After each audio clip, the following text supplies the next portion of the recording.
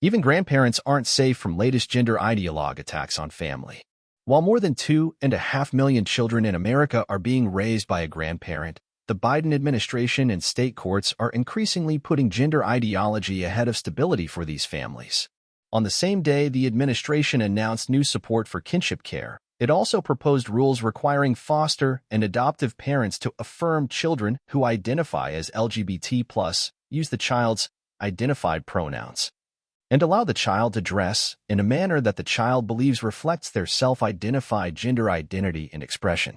And some states already impose gender-affirming training and require prospective foster care and adoptive parents to give certain assurances in order to care for any child in state custody.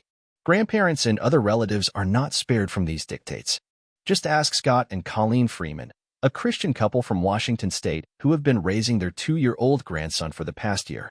The Freemans' youngest daughter has struggled with mental health issues and substance abuse for years. During one of her stays in a rehabilitation facility in Seattle, she became pregnant with twins. We had no idea that this was going to happen. We talked to her about having the babies instead of getting rid of them, and she agreed, says Scott. The children were born extremely prematurely, and one of the twins died 13 days after birth.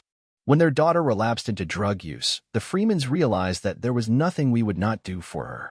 That's when, according to Scott, our parenting instincts took over, and it was all about the grandson at this point. The Freemans have taken care of their grandson for over a year now and want to begin the process of adopting him. However, dealing with the state has been so confusing to us, reflects Scott.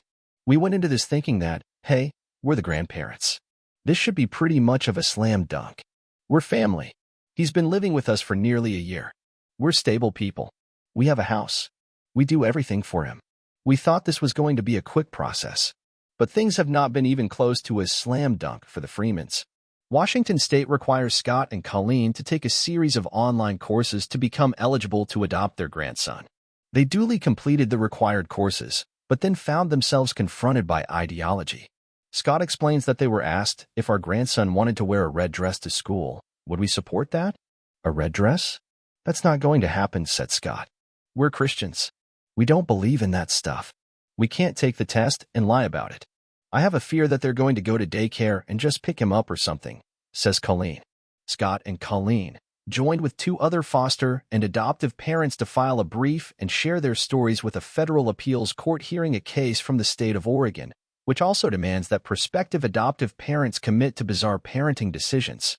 Their brief in support of Jessica Bates, a Christian widow and mother of 5 who was denied the chance to adopt because she refuses to let Oregon inject gender ideology into her parenting, highlights the long reach these dangerous provisions could have in undermining families. During state-directed training as part of the process to adopt, Jessica was told that she must agree to use a child's preferred pronouns, take them to gay pride parades, and allow them to undergo dangerous pharmaceutical interventions involving puberty blockers and hormone shots. In addition to Jessica's concerns about this sinister agenda, it also conflicted with her Christian faith. A state employee told her she was ineligible to adopt because of her objections to affirming a child's transgender identity. Oregon's official denial letter similarly cited Jessica's failure to agree to support a child's lifestyle or encourage any behavior related to their sexual orientation or gender identity or expression. Jessica filed suit in federal court, claiming that Oregon's policy violates the constitutional guarantee of free speech, free association, and the free exercise of religion. A lower court denied her request for preliminary relief, and her appeal is now before the Ninth Circuit. A 3-judge panel is currently reviewing briefs, including the amicus brief filed on behalf of the Freemans. The panel will hold oral argument in the coming months and then issue its opinion. So much hangs on this decision. A victory for Jessica could insulate child welfare rules from ideology and restore our constitutional order. The idea that you can't foster needy children unless you deny traditional religious beliefs about the nature of human sexuality is repugnant. In a sane world, this shouldn't need pointing out, but gender ideology is a form of madness, and so we need to shout it from the rooftops.